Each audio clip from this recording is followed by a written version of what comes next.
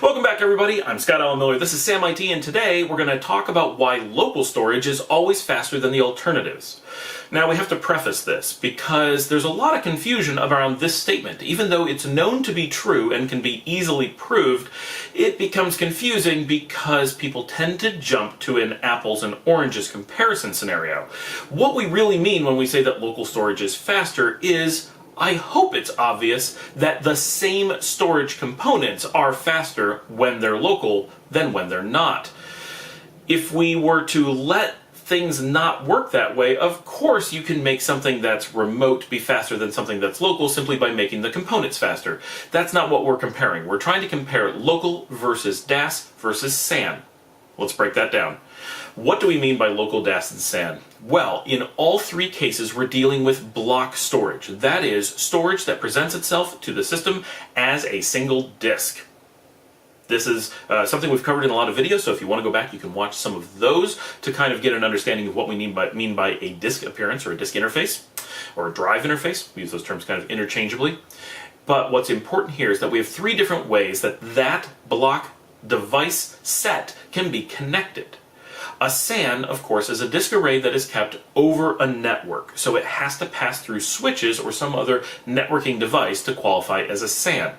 If it didn't go through a switch, but it was still external to our systems, that would make it a DAS, or direct attached storage, which is just the term we use for a disk array that is external to our system itself. Local storage, of course, then is the exact same thing, but internal to the chassis.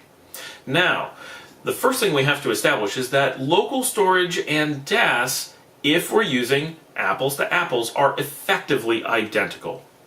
This should kind of go without saying. The only difference between them is the distance of the cable, which may not be very far, and the latency over even several feet of copper is so tiny that there's no normal thing that can measure it. So those end up being roughly identical. Sort of. We'll come back to that. If we're going that, but it's guaranteed that the DAS cannot be faster than local storage. At best, it can be exactly the same with an immeasurably small additional latency, or it may be a little bit slower.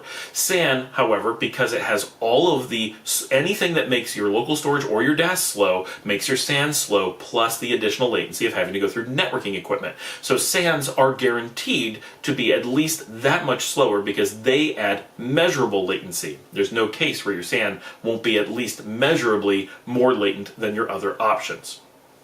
That much is guaranteed. There's no way around that. It is physically impossible when using the same storage components, apples to apples.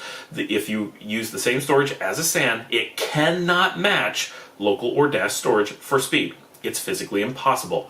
There's no more factors to consider because they're apples to apples. The only thing that we're changing is that there's a switch in between.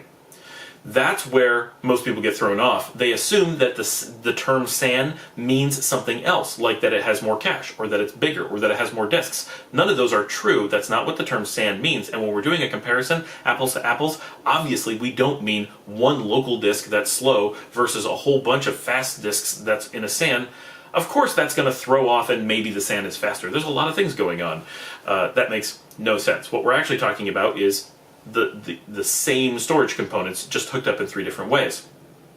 Now, there's a little problem here though, is that when we're talking about external components, DAS and SAN, we're limited to external connection technologies such as SAS or SATA or Fibre Channel.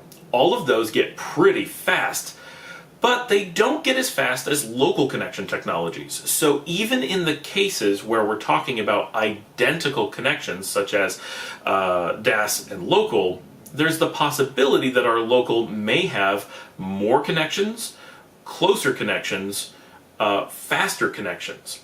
All of those are possible. Now, we can argue whether those are apples to apples or not.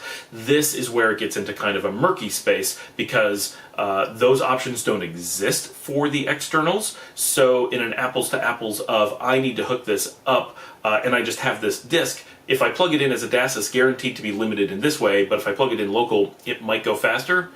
Okay. But what's important is you definitely can't get faster going outside of local. So we can guarantee that the local is at least the fastest. We can't guarantee that it's faster, only that it's the fastest. But that's enough to be pretty important.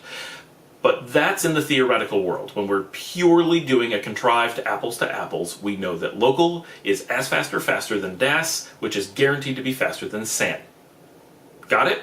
Good. Now, in real world terms though, local storage is effectively always faster than DAS. And the reasons are because for all intents and purposes, you will never get DAS scenarios where you have the same low density of devices to connections. For example, a lot of people will hook up an external DAS chassis with a single SAS cable or a single fiber channel cable. If they were hooking up those same disks locally, they would use more than one channel to do that. Maybe two, maybe four, but those things will lower the latency and increase the throughput by bringing everything closer and giving the more channels just to handle the same workload. So twice as many things can come at once. That speeds up local in ways that DAS really can't. Technically, you could have lots of external connections and make DAS match that. But in the real world, that's not what people are meaning when they go to DAS, so we kind of have to imply there a little bit, but we don't want to put that into the strict rule because, of course, you can work around it. Just like that is often true, even more often is that local storage has the options of things like direct PCIe connections so that your storage subsystems can potentially run near memory speeds. This is where things like your NVMe flash disks become ridiculously fast in ways that DAS and SAN really can't match, not in any useful way. And so local has a tendency to have a really big benefit from these things that are a little bit tough to quantify because they're not technically apples to apples. So I know that that's not the best answer, but it's important to understand that the laws of physics guarantee that local storage is the fastest when looking apples to apples. It's also, from market pressure, always the cheapest or equal. And in practical terms, local storage will always offer equal or greater means of connecting that you can at best maybe come close to matching in external storage. It'll never quite be as good. Local will always have some kind of benefit. Now, whether or not you take advantage of that, we don't know.